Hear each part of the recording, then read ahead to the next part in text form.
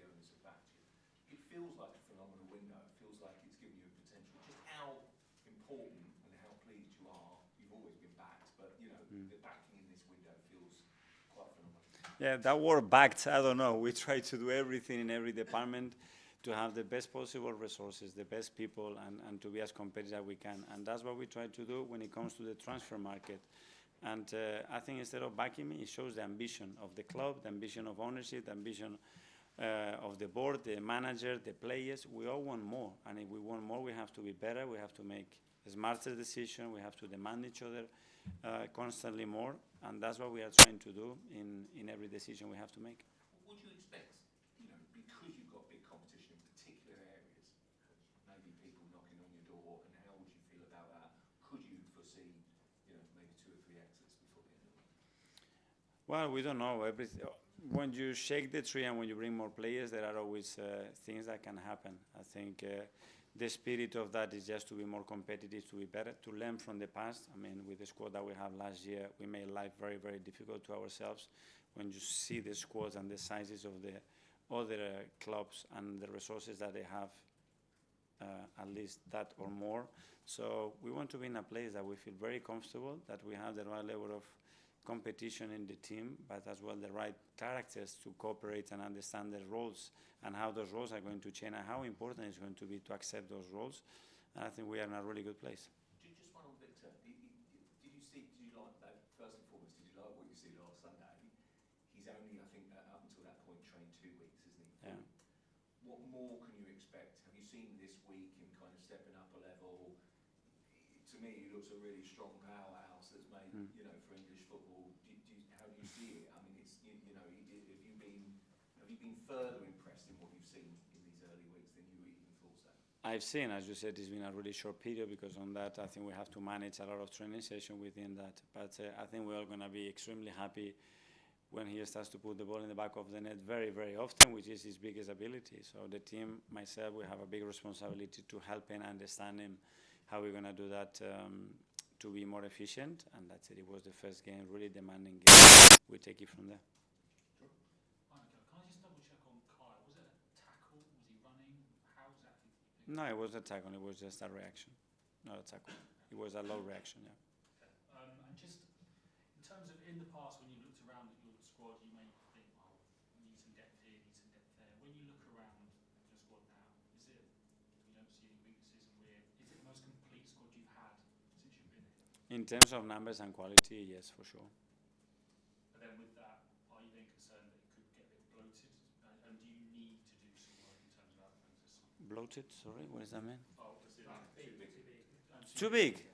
I don't know why we are too big. I don't know what the rest they have. They have 27, 29, 32 players in the squads. No, I think we have a really good balance of players, the versatility of the players, the understanding of roles of those players, the mixture between the experienced youth, ambition. I think I'm very happy with what we have. And we are protected for what it can happen as well, which I think is important. And sorry, just one more.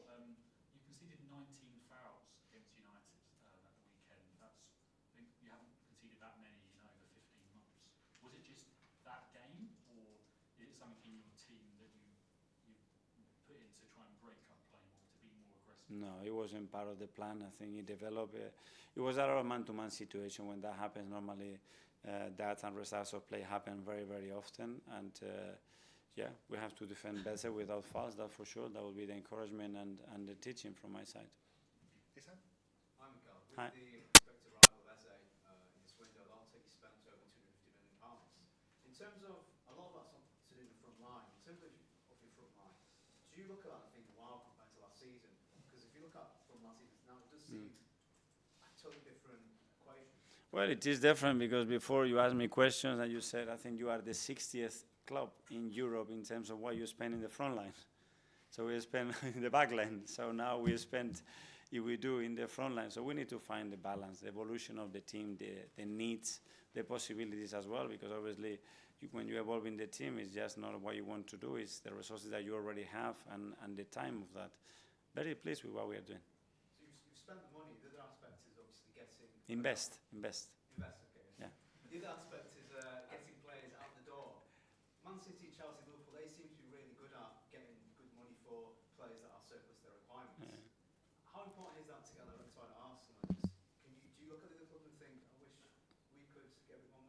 Yeah, I think you have to understand the context of those clubs, where they have been in the last 10 years, certain resources that they have, how they operate. Very difficult to compare those contexts, those clubs that you mentioned with ours. And in terms of Victor going forward, how do you envisage him, we'll get him involved a bit more, because obviously with the defence it's so low back and the rest of it. How do you envisage trying to bring that forward in the coming months? That's going to happen naturally. I'm very happy with him. I think we need to make an effort as well to try to understand him, to connect. We've done a lot of work this week in relation to that as well. He's very smart, very intuitive player as well. So I'm sure he's going to be fine. Okay, last two. Gary At first. the end of the season, when it's asked you about sort of the spending, you compared it to a wedding, and you said sometimes you go to a wedding, you spend more than you think. Did you come to this summer and actually expect to spend this amount? Some of the things that I say, why do I say that? Did you expect to spend this? I can always blame my wife, though. She said she spent it. I did in this case as well. So, You have to blame Kate. so Did you expect to spend this amount of money, or were there just opportunities, and therefore you can go to the club and say, actually, this is something we weren't going to find. Can we spend some more? well, there are a lot of situations in relation to that. We've lost players with end of contracts as well. We lost 2 players by injury. Tomiyasu, what happened, and then as well with Gabi Jesus, obviously. So there are a lot of factors that are contributing to that. But make sure that we're investing in the right profiles, the right characters, and especially the right players that can give us an edge and improve us. And I'm very certain we've done that. And the one you're about to bring in is very different from the players you sort of signed before, because he's like a maverick in the sense he could do anything. He's very off the cuff. This is almost the first off the cuff player you've actually bought. Is this going to be a very different player to work with than what he might be 4 out of 10 one week, he might be 9 out of 10, and also he might play a pass that is brilliant, or is this going to be completely different? So Arsenal going to be very unpredictable this year? There's a lot of things there. Go back to the first question. I think I cannot talk about a player that is not with us. If one day that happens, I will be more than happy to respond to that incredible question. Yeah? We'll have to remember it then. Okay, I will try. Yeah. Finally, John. You mentioned making things difficult for yourselves last season.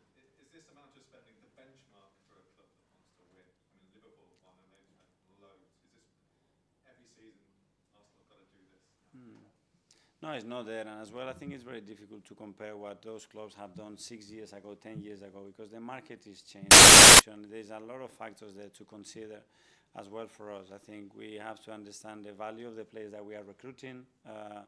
Are we investing in the right profiles as well in a sustainable way? I think we do. We are very thorough. We have ownership with incredible experience and so smart to guide us, help us and support it in that sense.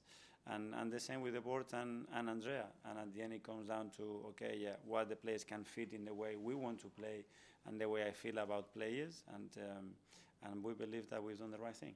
Did you have to persuade to spend so much? It sounds as though everybody was involved with having to go this summer. No, but there are things that are more planned than others, obviously. And as long as there is great communication and you can be sensible and explain things and try to understand as well the total context of the club and how it's operated, we are good. And I think we are all with big smile on our faces, understanding that we've done really well. The market is not closed and we have to stay very alert because there's a lot of things that can happen still. But so far, so good. Yeah. Thank you.